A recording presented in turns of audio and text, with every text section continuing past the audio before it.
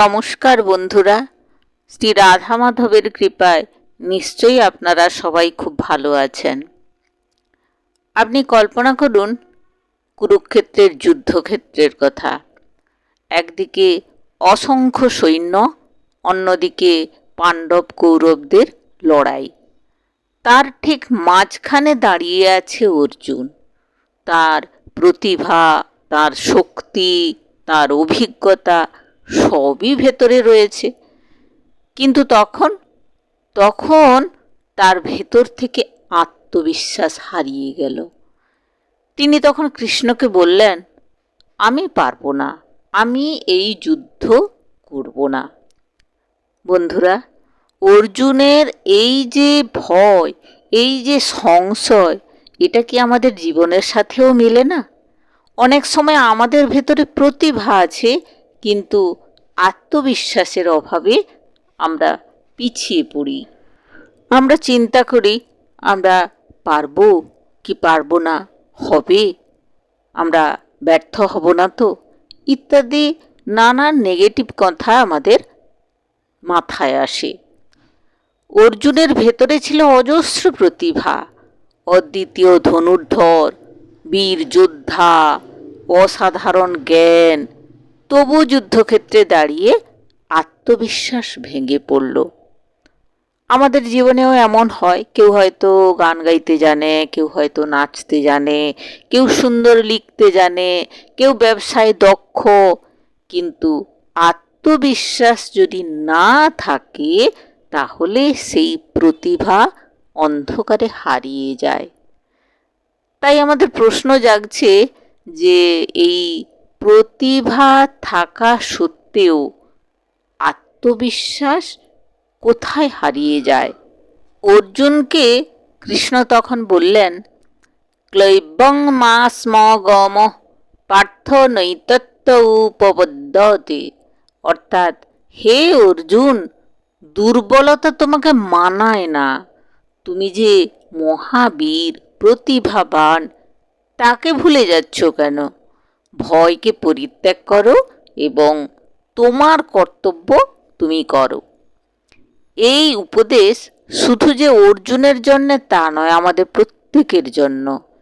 শ্রীকৃষ্ণ শিখিয়েছেন আত্মবিশ্বাস তৈরি হয় যখন আমরা আমাদের দায়িত্ব পালন করি, প্রতিভাকে কাজে লাগাই। বসে থাকলে আত্মবিশ্বাস জন্মাবে না, চেষ্টা করতে হবে।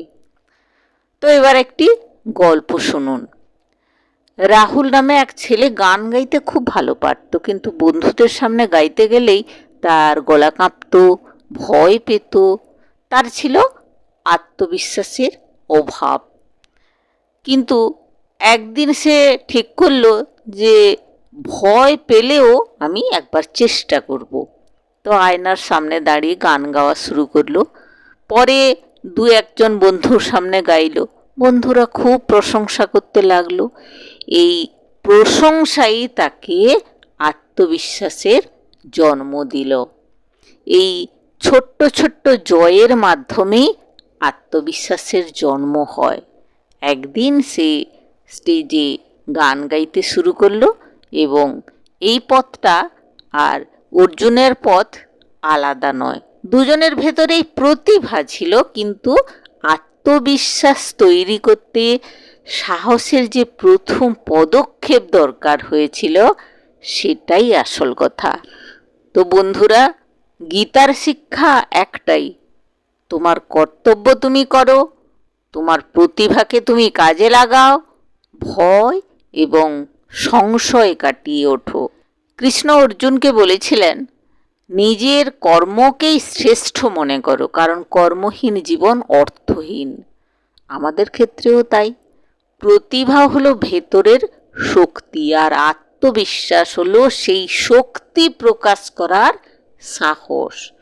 প্রতিদিন ছোট ছোট কাজ করুন, ভয় কেটে যাবে আর আত্মবিশ্বাস গড়ে উঠবে। অর্জুন যদি যুদ্ধক্ষেত্রে ভেঙে পড়ে বসে থাকতেন, তবে মহাভারতের ইতিহাসই বদলে যেত। কিন্তু কৃষ্ণের শিক্ষা তাকে আত্মবিশ্বাস ফিরিয়ে দিয়েছিল। আজ আপনার জীবনেও হয়তো যুদ্ধ চলছে, ভয় আর সংশয়ের যুদ্ধ।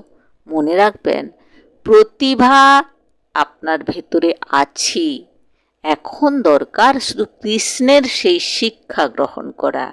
ভয় ত্যাগ করুন, নিজের শক্তিকে চিনুন এবং আপনার পথ চলা শুরু করুন।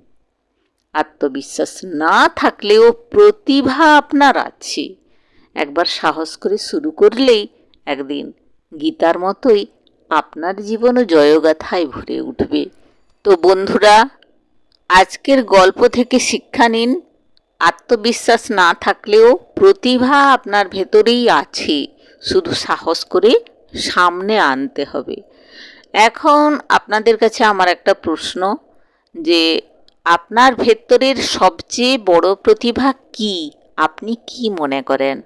আর কোন জায়গায় আপনি ওই আত্মবিশ্বাসটাকে হারিয়ে ফেলছেন? আমাকে নিচের কমেন্টে লিখে জানাবেন। আমি আপনাদের সে সাহস জোগানোর ভার নিলাম।